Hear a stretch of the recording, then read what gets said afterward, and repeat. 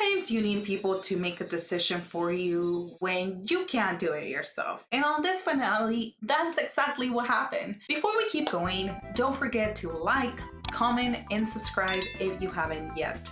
Today, I feel more secure and confident in moving forward with you. To start off, we have Chelsea and Jimmy. Chelsea is now thinking that all of the struggles that they have been through have shown her that she can be with Jimmy forever.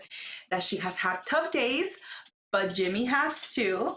Because don't forget that she always has to say something that he's not doing so she can feel better about herself. But there's a problem because Jimmy says this. I love you to death, and I want a relationship with you, and I want us to work so bad. I don't want to go to the altar.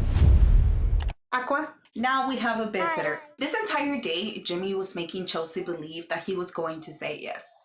Apparently, when Chelsea said at the mixer that Johnny and Amy were one of the strongest couples, it really made him think that he can't make it to the altar.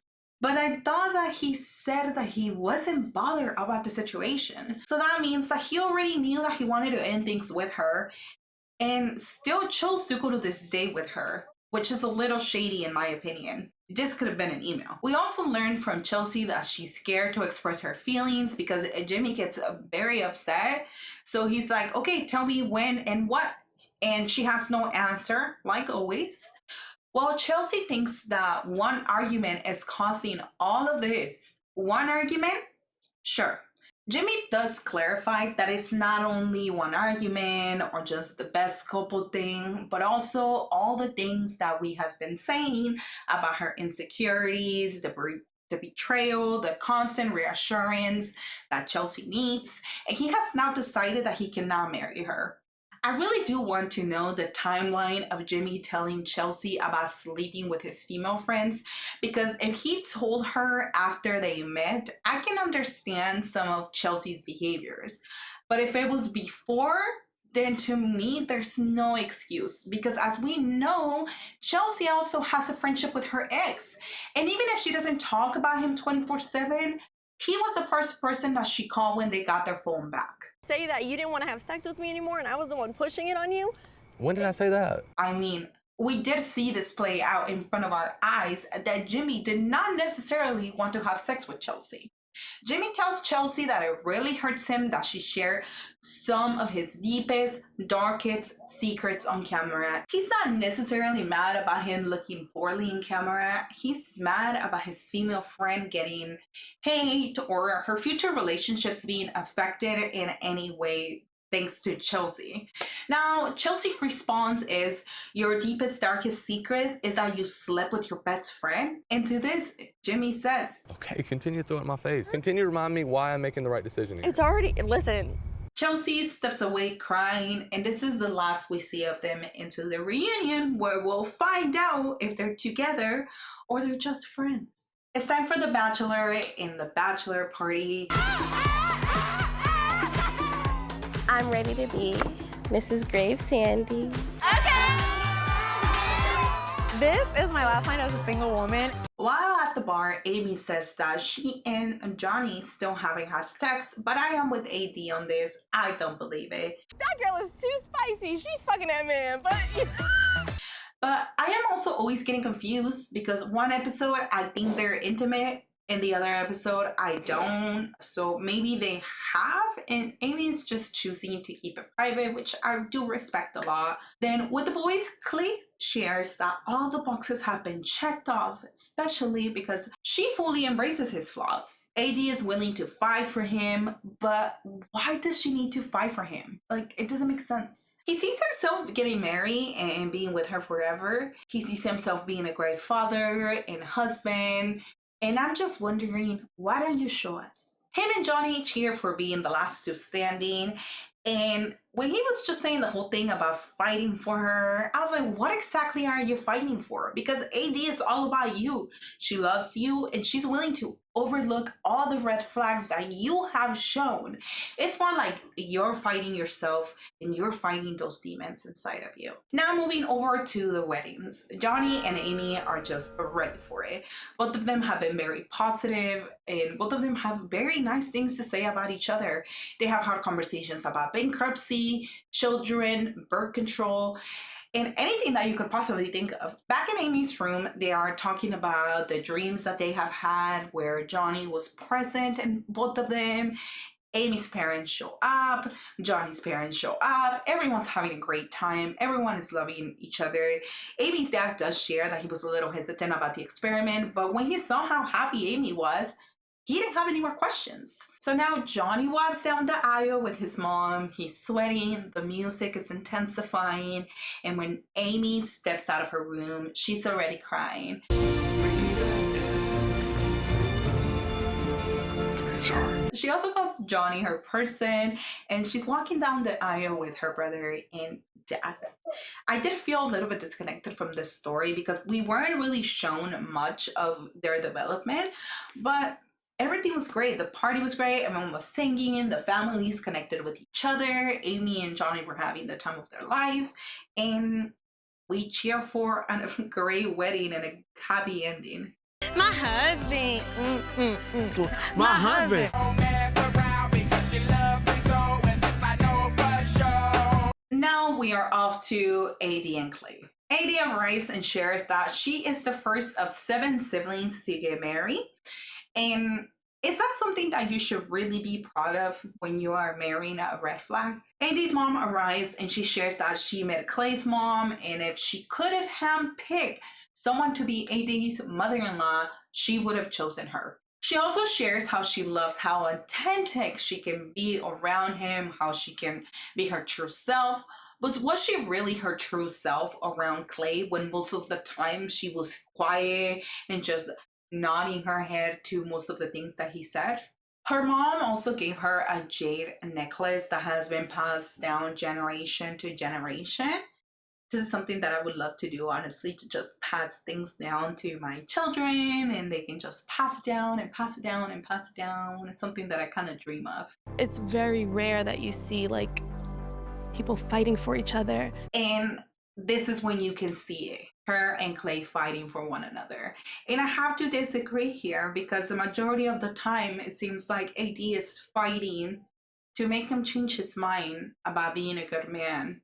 And Clay is fighting his own demons. So technically they're not fighting together. They're fighting each other separately. One of the reasons why I fell in love with her is the fact that she believed in me. Clay arrives, and again, here we go with all the things that AD has done for him. How she has made him a better person instead of us hearing the things that he loves about her. Why do you want to marry her? And when one of his friends asked him, do you feel like you're ready for this right now? Like, I am at peace with, I'm happy of the man that I became. I was just wondering, are any of these men married or in a committed relationship?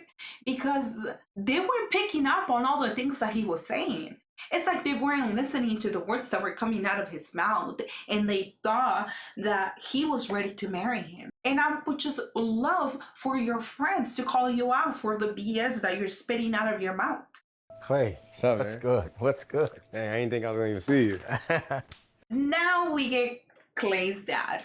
He finally shows up. We've been waiting for him. And he goes on a rant about how he always wanted the best for his son, how he aces this, how he aces that, how he would win the game. It sounded more like a sport talk before he's going to nationals than a wedding talk. He had an absentee father, which we find out that that's why he has a lot of issues too.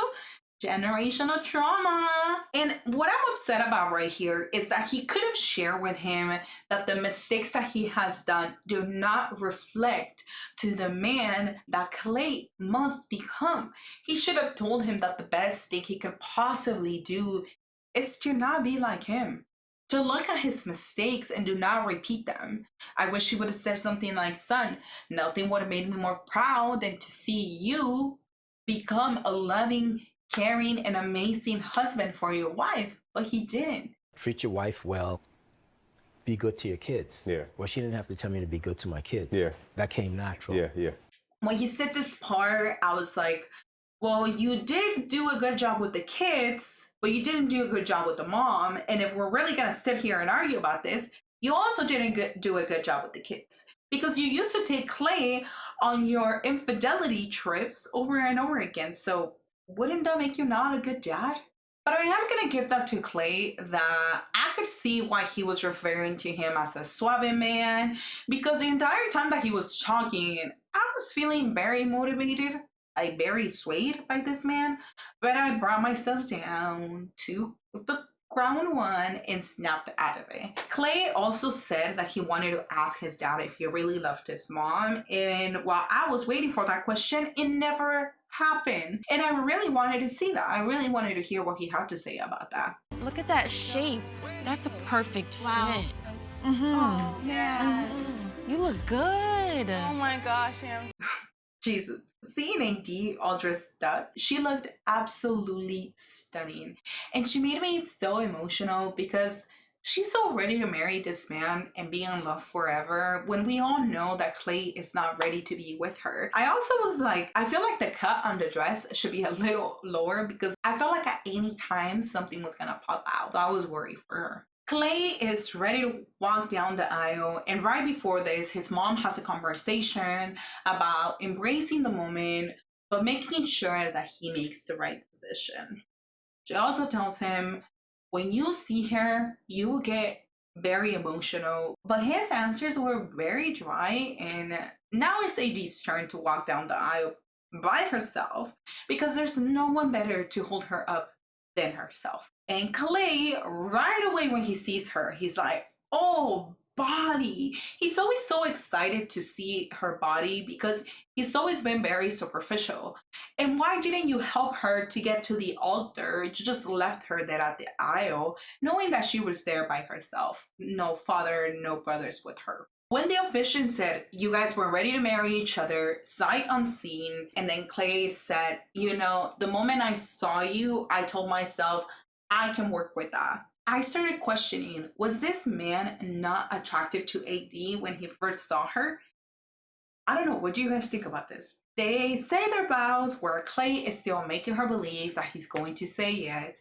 He's talking and talking about all the things that she did for him. I feel as though like I became such a better man dealing with you through this whole process, and I want to thank you for your patience because look at the differences between the vows that AD had, where she was talking about things that she loves about him, how beautiful he is, how much she loves him, and he just says, wow. And then also, why are you laughing, AD? Why is that making you laugh? Now, the officiant shares the proverb that Clay has shared previously, and he also says, looks, age, finances, all superficial things do not matter. And Clay says, I didn't say that. He then asks AD if she takes Clay as her husband, and she says yes, and then he asks Clay. I just don't think it's responsible of me to say I do at this point when I still need work. You know what being responsible is? It was for you to have never stepped foot into the experiment. It was responsible for you to sit your ass at home.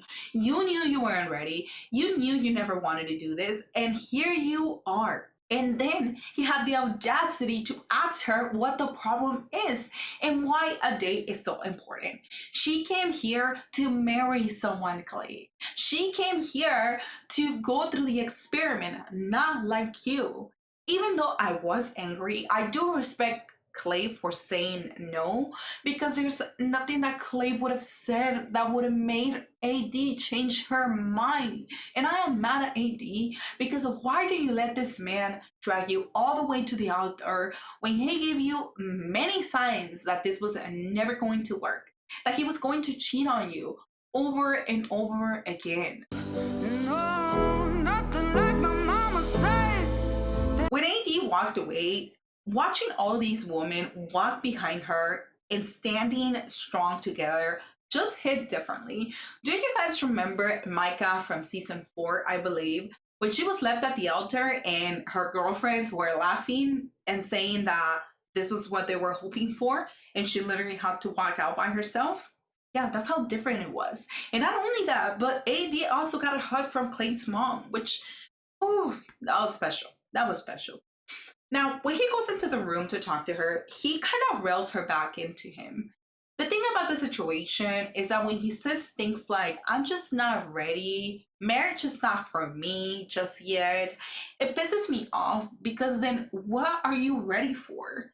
Are you ready to be in a committed relationship? Are you ready to carry this woman into your life, protect her, cherish her? Are you ready to do those things for her? I should have said it. That, like, I feel kind of like a sacrifice. Like, you learned so much about yourself. Yeah, and, yeah, like, I get that. Used me to, like, do it.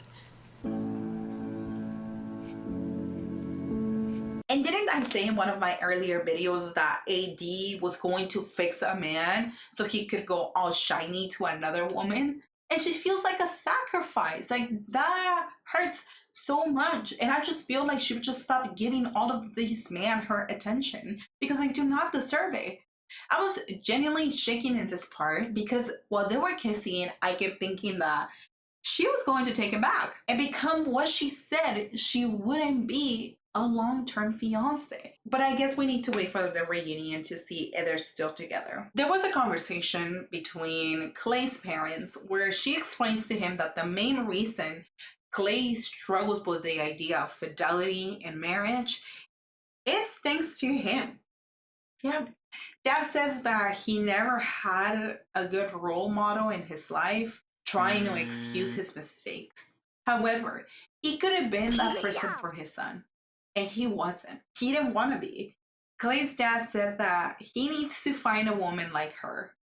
But then Clay's mom says, yeah, but you met me, but you wasn't good to me. And even though I love this moment with every inch of my heart, I can only imagine the pain that this woman felt throughout this process because the wound that he inflicted on her a long time ago was open once again.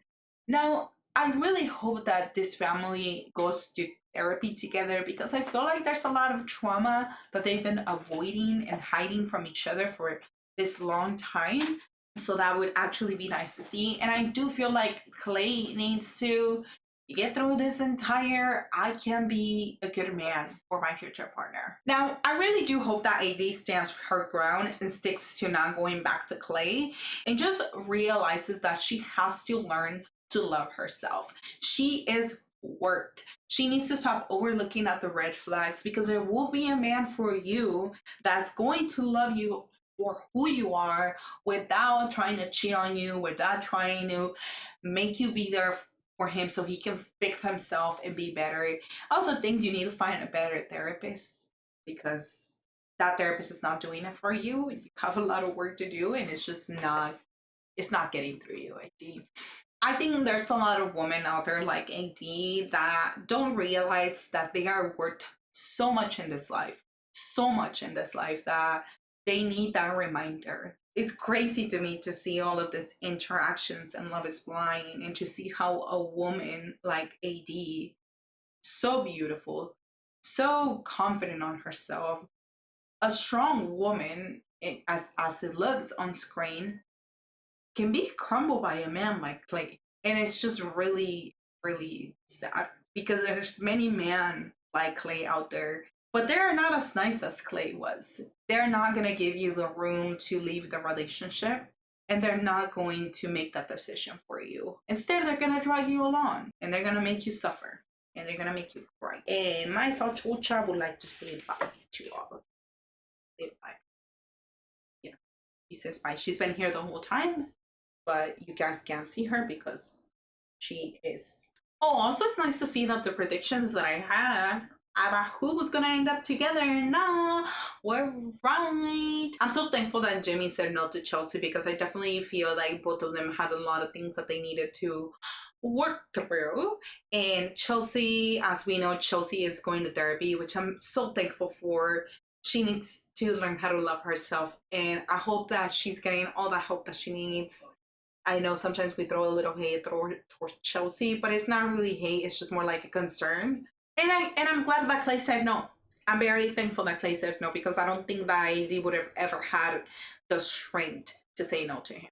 And for the last thing, I am very excited about the reunion and what's gonna happen. I want to see if Vanessa is actually going to address the whole Sarah Ann situation and see what were you guys doing? Were you guys really talking till 5 a.m. in the morning? Or were you guys doing something else? Which they're pretty much not gonna tell us. And they're also probably going to confirm their relationship because we already know that they are together, even though they try to hide it from us. We already know because TikTok is full of detectives. So, you know, we got that down. And I want to see if they're also going to address the situation with Trevor. And if he's going to say exactly what he did. Because that is a big one. And if Vanessa doesn't, then we need to sign a petition to fire her again. So that's it, guys. Thank you so much for watching. I hope you guys have a great day. It was a pleasure having you guys here. And for all the new people that have been here to my channel, I really, really appreciate you. Hope you have a great day. And since you guys are here, don't forget to like, comment, and subscribe so you can help me reach 1,000 subscribers. My Chocha's counting on it. Don't forget. She's really counting on it. She's gonna cry.